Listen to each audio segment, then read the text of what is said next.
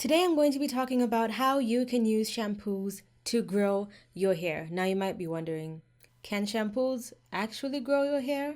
According to dermatologists, yes, they can, but it's not straightforward. You're not going to use a shampoo today and wake up with 5 inches of extra growth.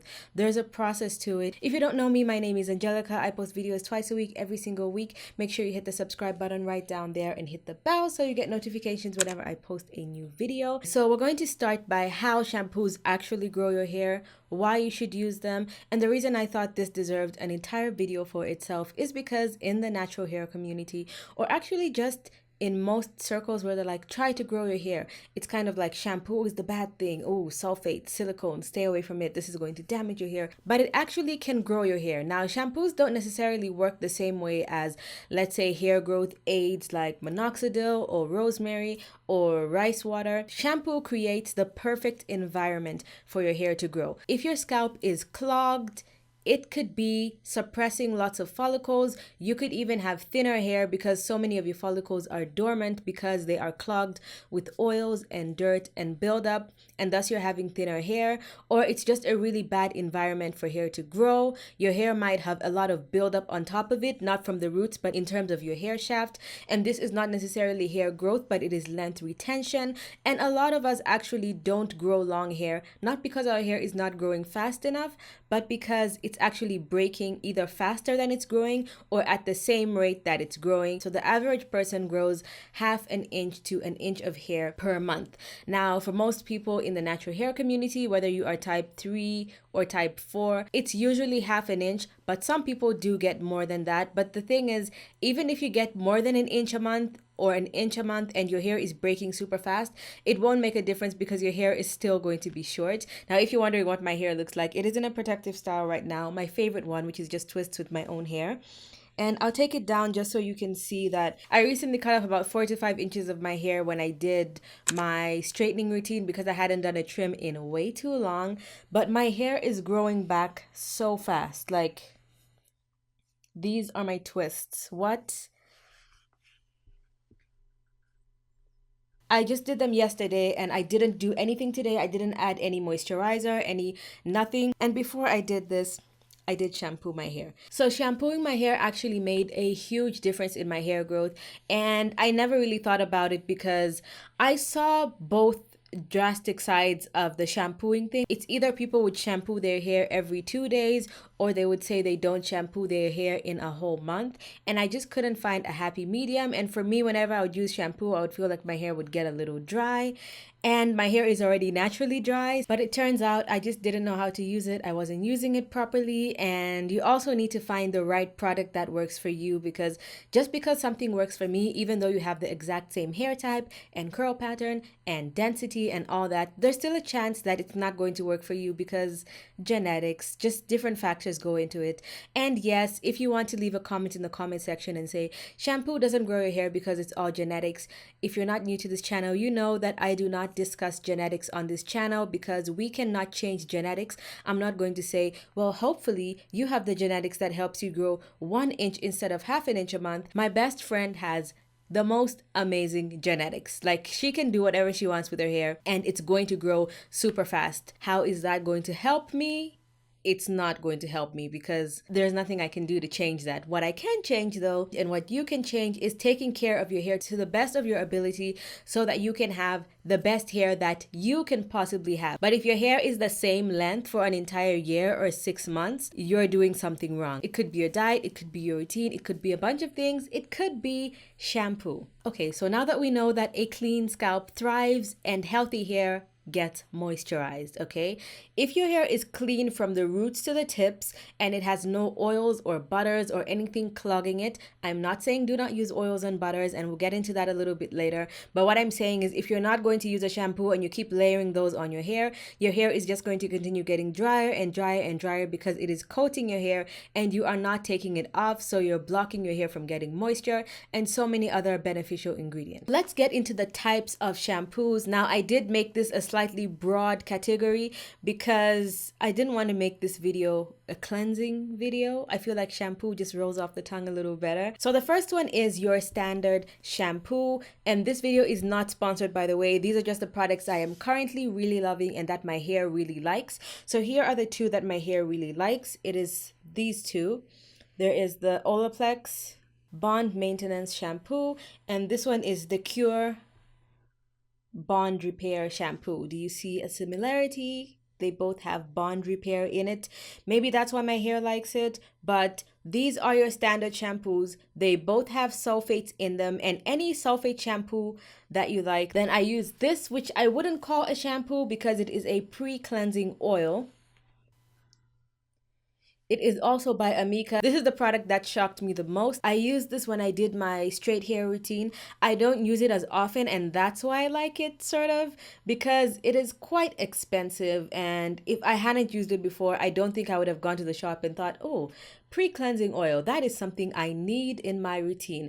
I really didn't see it as that. It is just something that has so much peppermint and tea tree, and when you put it on your scalp, it gives you the most refreshing feeling. And although it says it's an oil, it's kind of like in the middle of a shampoo and an oil, so like a really oily shampoo, but it doesn't leave any residue on your scalp, and it actually foams up like a regular shampoo. I guess that's the pink charcoal in it, but it is extremely cleansing, and if you have dandruff or anything like that, this is what I would use it for. And then lastly, there is a cleansing conditioner, which also happens to be from Amika. This is my favorite cleansing conditioner that I have ever used. All the products I'm mentioning will be listed in the description box below from Amazon, like I said. If I find them on Amazon, they will be linked below. Like I said, this is not sponsored. Now, here's the thing. The way you use the shampoos also has an effect on your hair. If you're washing your hair with a strong sulfate shampoo that leaves your hair dry every single week, you're going to have damaged hair because dry hair breaks. And even if you moisturize it, if it's only keeping that moisture for a couple days and then you strip it of the moisture again, you're going to come up with maybe the same problems that you have. However, if you use a lot of oils and butters in your hair and you choose to douse your hair in oils and butter, you are going to have to use a strongly cleansing shampoo every single week. Now, if that shampoo is very cleansing and moisturizing and the oils and butters kind of counteract the dryness that you may get from washing your hair with a strong shampoo every single week, that could work perfectly fine for you. So I'll give you an example of my routine. So what I do is I shampoo my hair with one of these two shampoos about twice a month. So sometimes it's once a month, sometimes it's twice a month. If I decide to do a hot oil treatment or my hair just has a lot of buildup, like if I did a wash and go or something, which is actually very rare, but if I do put a lot of product in my hair, I will go ahead and use one of these. This is why I don't have a sulfate-free shampoo, because I think that if you want to shampoo your hair every single week, your best candidate is a sulfate-free shampoo, and the one I would recommend is the Shea Moisture and Manuka Honey one. And almost anything from them, and then also from Maui Moisture, almost anything from Maui Moisture, their shampoos are also amazing, and they leave your hair feeling very soft and not stripped. So what I would suggest is if you want to shampoo your hair every single week, even if you use maybe light oils but not butters, you can get away with shampooing your hair with a sulfate-free shampoo every single week, and then try at least once a month to use a clarifying shampoo, or at least a shampoo that contains sulfates if you don't mind about sulfates, just to make sure that your hair is completely clean and that everything has been taken off. And then what I do is I actually co-wash my hair every single week. So instead of using a sulfate-free shampoo, I prefer to co-wash, and so I even like to co-wash in my twists like this. And the reason why it's so easy for me to co-wash is because I barely do wash and goes, and when I moisturize my hair, I only use moisturizer. I don't seal it in with an oil, which means even when I wash it with a cleansing conditioner, everything just washes out very easy. And I do have very dry hair naturally and a dry scalp. And so I only have oil on my scalp, and this always cleans everything off. I never feel like my scalp has any oil or dirt on it when I'm done with it. So most months I would use this 3 times in the month, and then on the 4th time I would use one of my sulfate shampoos. But then again, if I feel like my hair needs it, or for whatever reason I need to use a sulfate shampoo, the way to use it really depends on how you do your hair. So if you do wash and goes every single week and you have a lot of product buildup. Like if you have hair like mine, to get super defined curls, you need to slather on the product.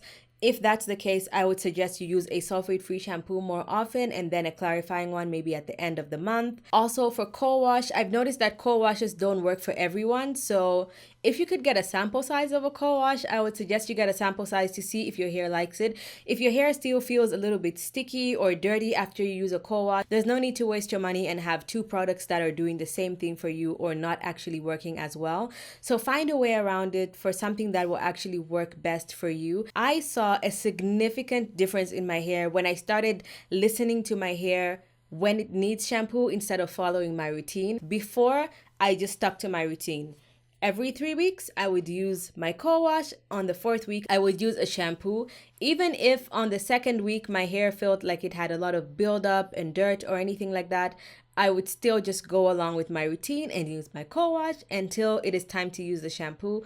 But now I've learned to actually take the time and listen to my hair. And if my hair is like, girl, we have a lot of buildup, somehow the hair is just more oily than usual for whatever reason, I will just change my routine and switch in my shampoo instead of using a co-wash. Another thing is you might be thinking, okay, I get it. I'm listening to you. I'm going to start using shampoos. I'm going to start using co-washes or whatever works for me. How do I know which one to get? Because girl, I am not about to start wasting my money on products that are going to do nothing special for my hair. Now here, I'm not going to recommend any brand, and that is because I don't know what your budget is. I don't know if you want high end or you want low end or you just want what works, whether it is high end or not. I don't know if you already have a product that's working for you right now. So what I would suggest is that when you go to whatever kind of shampoo you want to buy from whatever brand, look for the problem. What is your hair problem? If your hair has zero problems and you have the most perfect hair in the world, you probably wouldn't be watching this video, okay? So for me, when I look at a shampoo, I look for something that says, if it's a sulfate shampoo, I'm going to look for something that says moisturizing, nourishing, because I have naturally very dry hair. Or if it says anti-breakage, bond building, anything like that that's going to help build up my hair, that is the shampoo I'm going to get. Now you might say, why do I need to get a moisturizing shampoo when I can just take care of the moisturizing stage in my deep conditioning stage? If you have hair like me, you need to find the moisture in every stage because you want your hair to not break off. So shampoo is the most drying stage of your routine. For deep conditioners and conditioners, there's a high chance that your hair might just not like the product, but it won't necessarily make your hair dry as much as a shampoo would. So I would always say, look for your problem. Is your problem dandruff? Is it breakage? Is it dryness? What is your major problem? And then secondly, what you want to look for when you're getting a shampoo is to always think of problem first, looks later, okay? What does it actually do for my hair? And then you can go ahead for the looks. So if you get a shampoo and it just says, this will make your hair shine, healthy hair shines, okay? If you get something that is moisturizing and nourishing, it's going to make your hair shine. However, if it just says it makes your hair shine, I'm not sure what exactly it's going to do for me. Is my hair going to be super dry but just look nice and shiny? Healthy hair looks good, no matter what texture, color. The other thing that I learned from dermatologists is that shampoos that have treatments in them are actually the most beneficial for your hair if you leave them on your hair for a little bit. Not leave in, leave on for a little bit. So let's say you're dealing with a lot of dandruff. I don't have excessive dandruff, so I haven't needed to buy like a Head and Shoulders or something. But if you have excessive dandruff or you have severe itching or something like that, once your hair is clean and you've done your last lather, while that shampoo is all over your hair, you want to leave it on your hair for about 10 minutes so you can find something to do in the shower, use a body scrub, shave your armpits, something, find something to do so that the product actually works, because you're going to lose all the benefits of everything that's good in the shampoo if you just put it in your hair and then wash it off. Don't be scared that it's going to make your hair dry unless you're just using a crappy shampoo. And that's when you're going to get the benefits of what it actually does. So if you're using like a rosemary shampoo, which really boosts hair growth, you want that rosemary to actually have time to go into your scalp and into your hair shaft to actually make a difference, then rinse it out. So if you want more videos about steps in your hair like shampoo, conditioner, deep conditioner, anything else you'd like to see from me, feel free to leave a comment in the comment section below. Hit my face right there to subscribe if you didn't in the beginning, and watch the 2 videos on the side of the screen right here to see any of my older videos. Thank you so much for watching, and I'll see you guys in my next one. Bye!